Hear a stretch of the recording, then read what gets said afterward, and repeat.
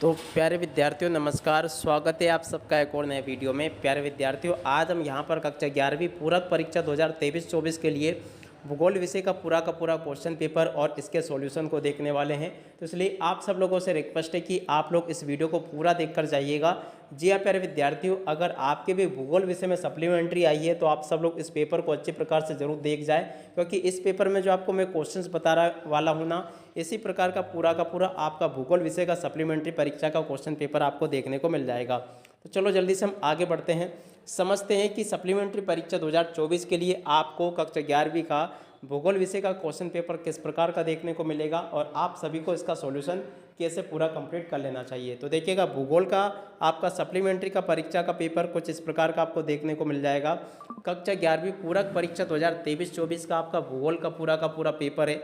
अब चलो जल्दी से हम आगे बढ़ते हैं, समझते हैं आपके पूरे पेपर को और इसके पूरे सॉल्यूशन को।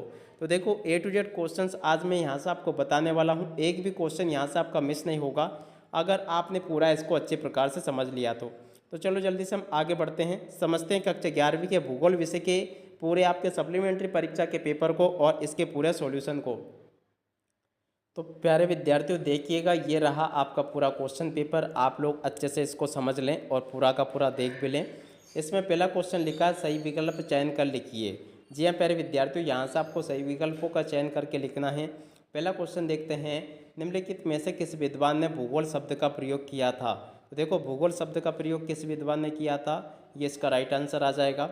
उसके बाद में सेकंड नंबर के क्वेश्चन को देखते हैं, क्या लिखा है, निम्नलिखित में से कौन सी भूकंपीय लहर धरातल पर सबसे पहले पहुंचती है। तो देखो, इसका राइट आंसर आपका आ जाएगा पी लहर।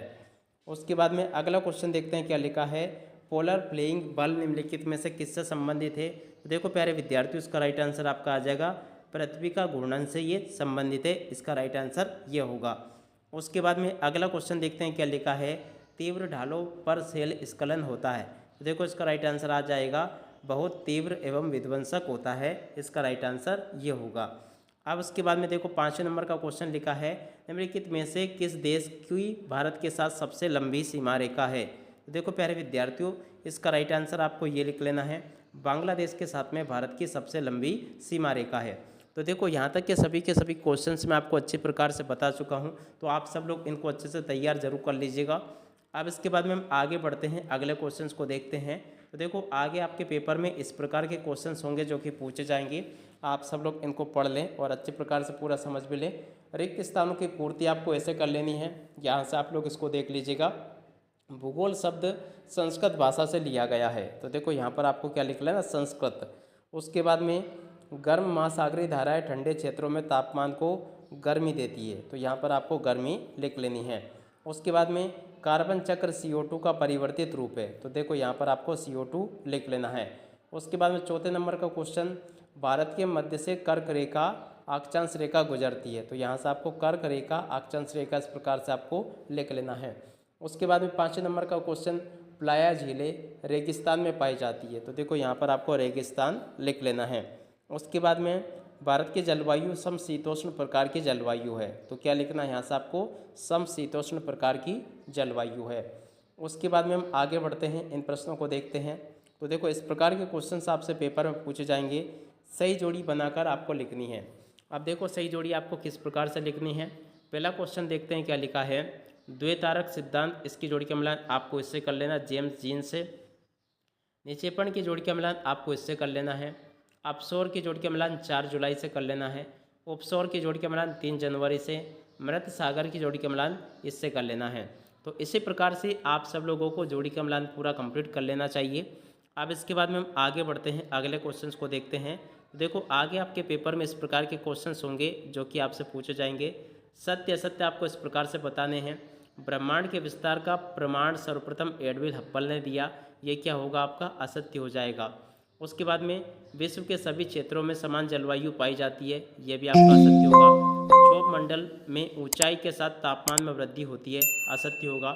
जैव भू रासायनिक चक्र में 3 प्रकार के होते हैं, ये भी आपका सत्य होगा। ब्रह्मपुत्र नदी नामचा बरवा को पार करने के बाद वी आकार की घाटी बनाती है, ये भी आपका सत्य होगा। प्रायद्वीपीय भारत की नदियाँ जलप्रपात अधिक बनाती है, ये भी आपका सत्य होगा। तो इस प्रकार से आप सब लोग इन प्रश्नों को देख लीजिएगा और अच्छे प्रकार से इनको समझ भी लें। टोटल यहाँ तक कि आपको मैंने क्वेश्चंस बता दिए हैं।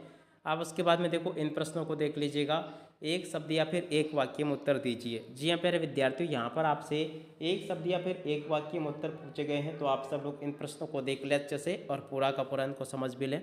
देखो इसमें पहला क्वेश्चन, खाद्य श्रृंखला की प्रक्रिया में एक स्तर से दूसरे स्तर पर ऊर्जा के रूपांतरण को क्या कहते हैं? तो देखो इसको कहते हैं ऊर्जा प्रवाह। उसके बाद में दूसरा क्वेश्चन, भारत और श्रीलंका को अलग करने वाली जल संधि का नाम? तो देखो उस जल संधि का नाम पाक जल संधि। जब सूर्य कर्क रेखा पर सीधा चमकता है तब उत्तर भारत में वायु का दाब क्या होगा? तो देखो उच्च वायु दाब होगा। उसके बाद में भारत में सर्वाधिक महत्वपूर्ण व्यावसायिक वन कौन सा है? तो देखो सदाबहार वन व्यावसायिक वन है। दक्षिण भारत के किस राज्य में शीत ऋतु वर्षा ऋतु होती है? तो देखो तमिलनाडु में होती है। शांत घाटी भारत के किस राज्य में है? तो देखो केरल राज्य में है।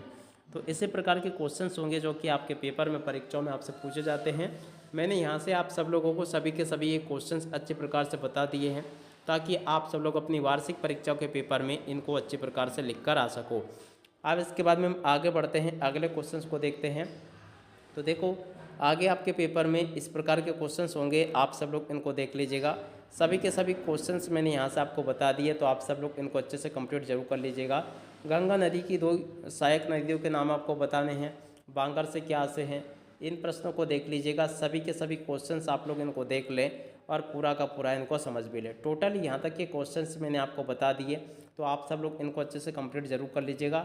A to Z क्वेश्चंस में यहाँ तक कि आपको बता चुका हूँ, तो उम्मीद करता हूँ कि सभी क्वेश्चंस आप सब लोगों को अच्छे प्रकार से समझ में आ गए होंगे। तो आप सब लोग इनको अच्छे से कंप्लीट जरूर कर लीजिएगा ताकि आप सब लोग अपनी परीक्षाओं में इनको अच्छे से लिख कर आ सकें। अब इसी के साथ में इस वीडियो को यहीं पर पूरा करते हैं। नमस्कार, जय हिंद, जय भारत।